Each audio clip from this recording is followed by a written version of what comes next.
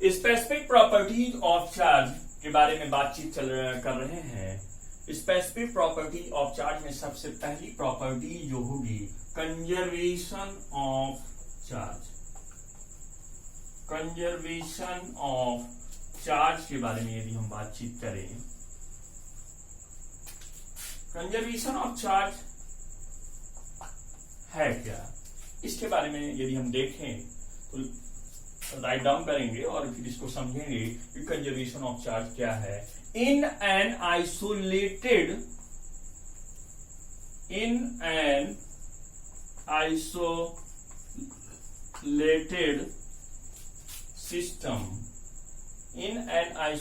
System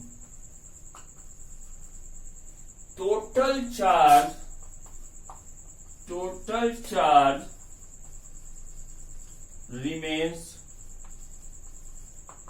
remains conserved.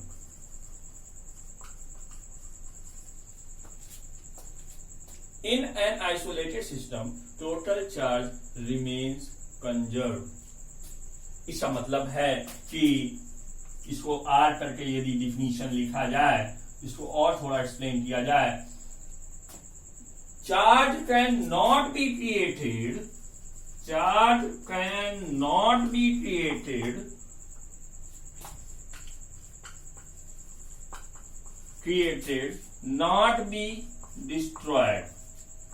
not be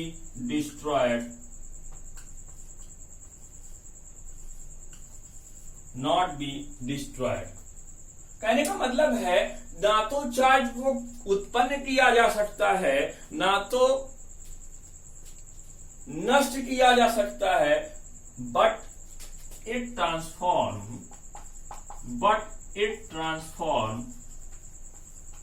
one form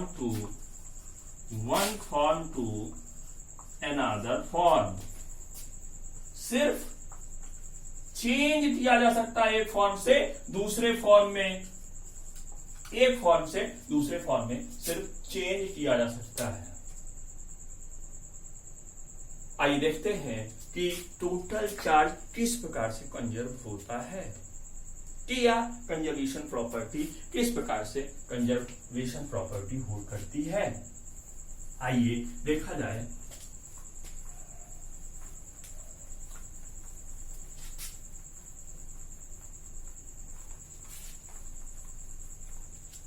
देखिए, सबसे important चीज ये है कि मान लीजिए कोई एक सिस्टम है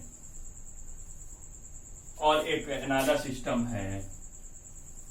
यहां पर चार्जेज दिया हुआ है -3 कूलम, -2 +2 कूलम +3 Q मान लीजिए, और यहां पर +2 Q, यहां पर +1 Q।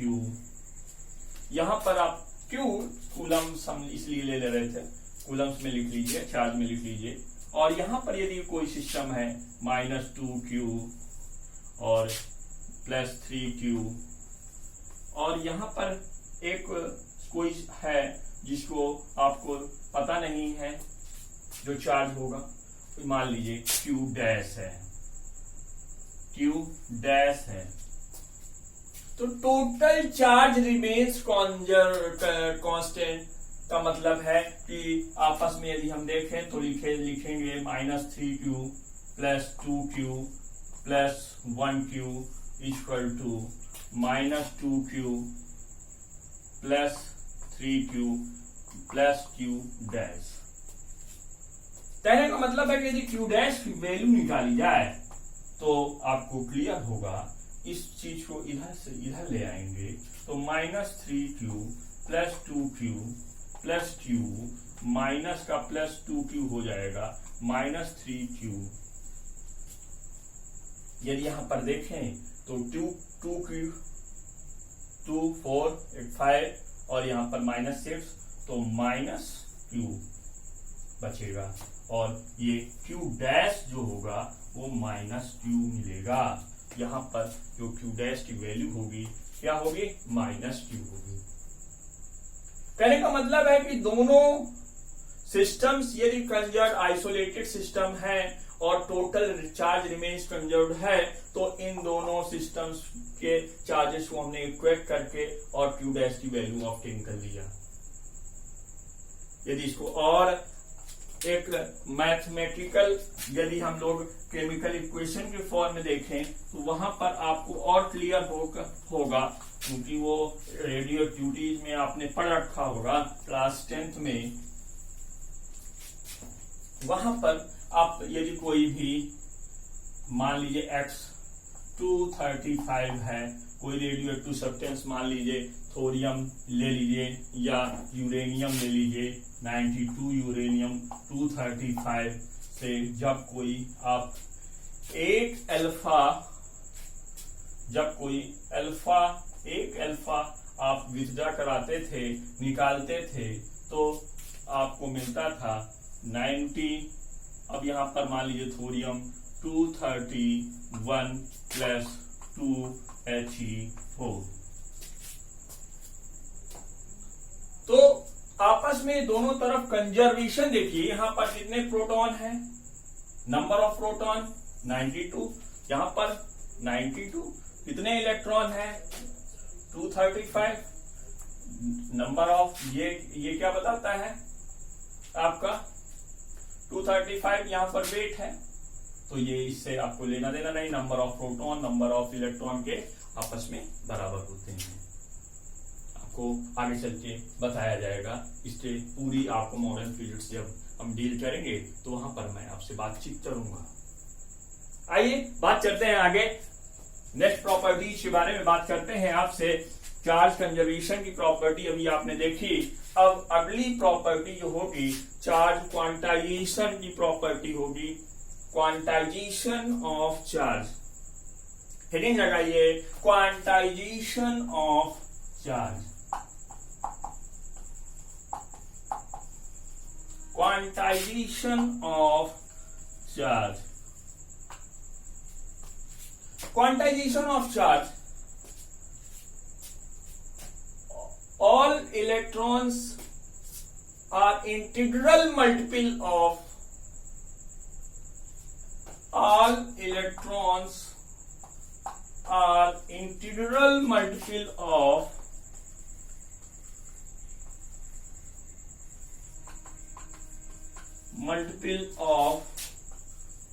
integral multiple of E।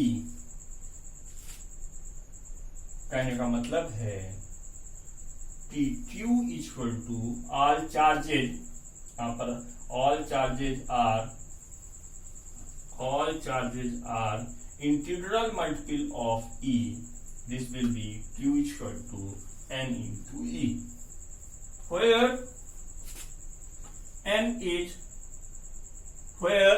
N is integer। कैसे इंटीजर, पॉजिटिव और negative, and E is the charge, and E की वैल्यू 1E की वैल्यू होती है 1.6 into 10 to the power minus 19,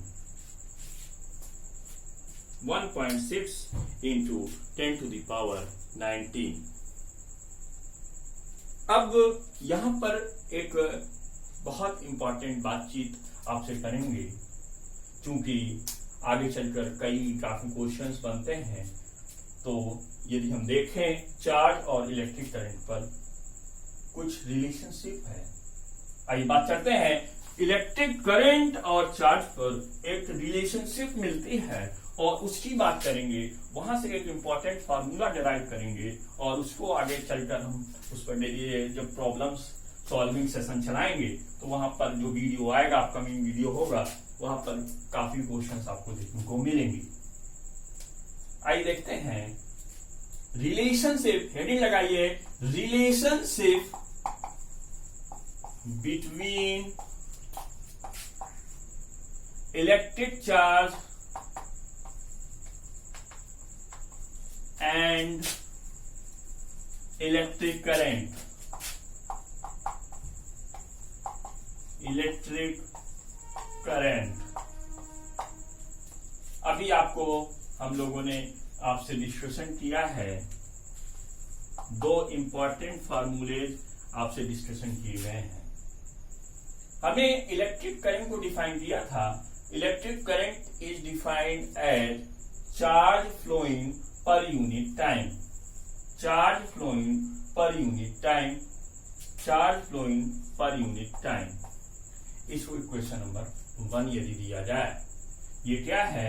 ये है इलेक्ट्रिक करंट।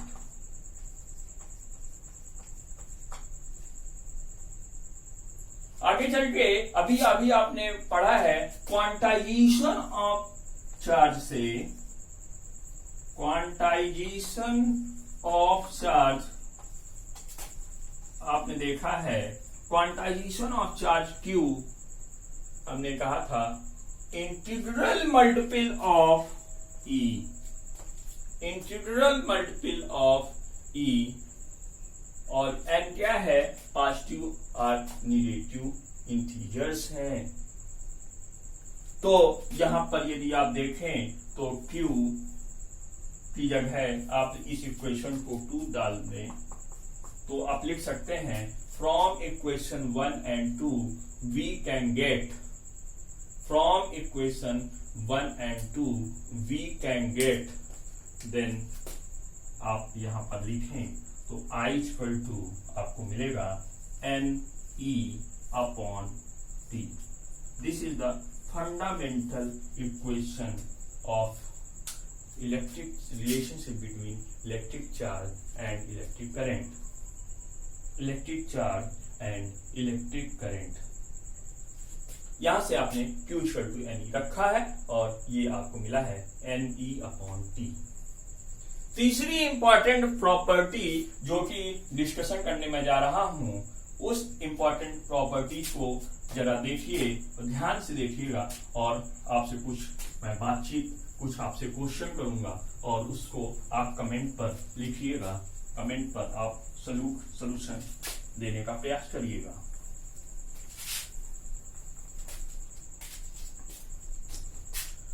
चार्ज ट्रांसफरेबल,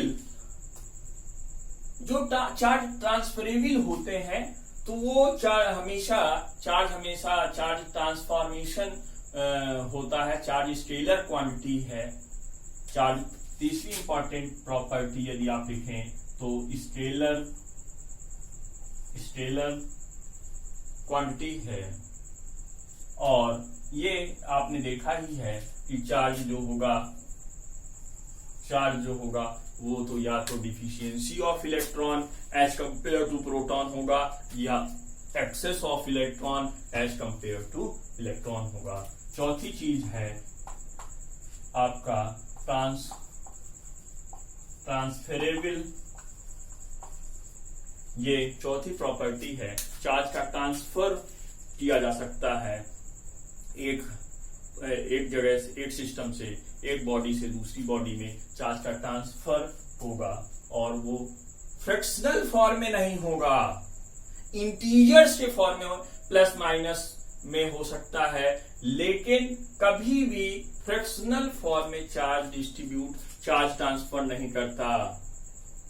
ध्यान दीजिएगा, फ्रैक्शनल चार्ज डिस्ट्रीब्यूशन नहीं होता, इंटीजर्स के फॉर्म में चार्ज का डिस्ट्रीब्यूशन होता है।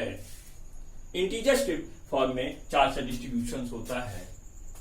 अब यहां पर एक इंपॉर्टेंट बात मैं आपसे करने जा रहा हूं, चार्ज और मास से रिलेटेड, जो कि बहुत इंपॉर्टेंट बातचीत है। Charge always comes with mass, एक बहुत इंपॉर्टेंट बातचीत है। Charge always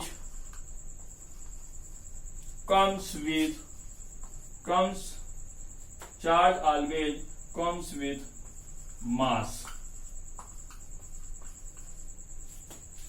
but mass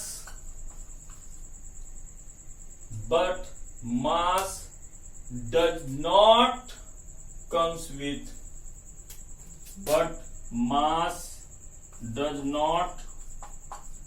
come with charge। ये बहुत इंपॉर्टेंट लाइन है। Charge always comes with mass. Charge हमेशा मास के साथ आएगा, लेकिन मास कभी चार्ज के साथ नहीं आएगा। यदि चार्ज और मास की हम बात करें, डिफरेंसेस की बात करें, मैं आपसे बात करूं डिफरेंस की, चार्ज और मास की, तो बहुत इंपॉर्टेंट बातचीत है। यहां पर आपने देखा कि चार्ज जो होगा वो पॉजिटिव और निगेटिव दोनों होगा, लेकिन मास हमेशा पॉजिटिव होगा। और यहां पर यदि मैं आपसे बात करूं मास की, कि आप यदि कोई बॉडी है और उसको यदि आप निगेटिव चार्ज दे रहे हो तो उसके मास पर क्या इफेक्ट पड़ेगा, और यदि कोई बॉडी आपकी है और उसको यदि आप पॉजिटिव चार्ज दे रहे हो तो उसके मास पर क्या इफेक्ट पड़ेगा, उसको आगे चल के आपको अगले लेक्चर्स में मैं डिस्कशन करूंगा। लेकिन यहां पर इस बात को आपसे मैं क्वेश्चंस पूछ रहा हूं, कमेंट करके आप मुझे बताएंगे और इसका जवाब अगले लेक्चर्स में मैं क्लास लेते समय आपको दूंगा। यहां पर एक चार्ज और मास से दूसरी इंपॉर्टेंट यदि हम बात करें मास का, एक फॉर्मूला आपको थ्योरी ऑफ रिलेटिविटी में पढ़ाया जाता है, m equal to m not upon under root 1 minus v square upon c square. और यहां पर यदि आप देख रहे हो तो कोई भी बॉडी की वेलोसिटी इतनी नहीं हो सकती वेलोसिटी ऑफ लाइट के बराबर।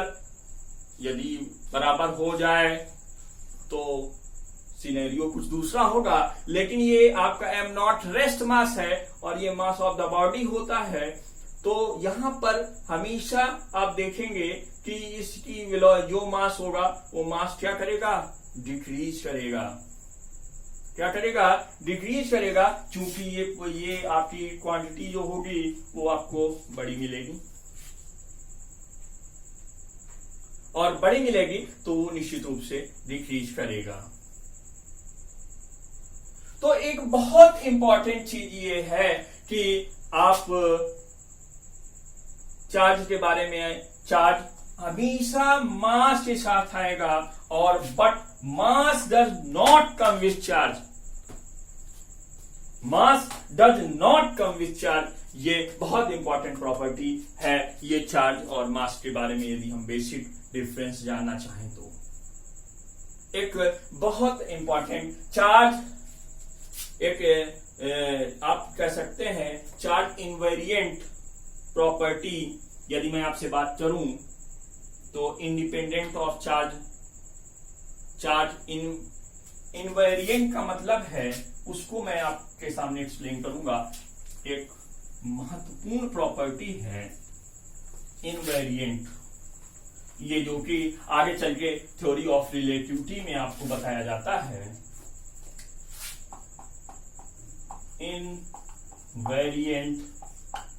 इनवेरिएंट का मतलब है कि किसी एक ट्रांसफॉर्मेशन से दूसरे ट्रांसफॉर्मेशन, अब ट्रांसफॉर्मेशन थ्योरी ऑफ रिलेटिविटी में वहां पर हम देखते हैं कि ट्रांसफॉर्मेशन करते हैं, एक सिस्टम से दूसरे सिस्टम में ट्रांसफॉर्मेशन करें तो चार्ज इनवेरिएंट रहता है, चार्ज चेंज नहीं होता, चार्ज हमेशा सेम रहता है, चार्ज पर कोई प्रभाव नहीं पड़ता है। ये चार्ज की एक महत्वपूर्ण प्रॉपर्टी होती है, इनवेरिएंट प्रॉपर्टी। चलिए आज का लेक्चर हम लोग यहीं पर स्टॉप करते हैं। आगे हम आपसे बात करेंगे electric charge related video, charge problem related with video मैं लेकर आऊंगा आपके लिए, और एक शॉर्ट वीडियो, और इसके बाद Coulomb's law and Coulomb's law in vector representation किस प्रकार से होगा, उसका नेक्स्ट वीडियो आपको मिलेगा।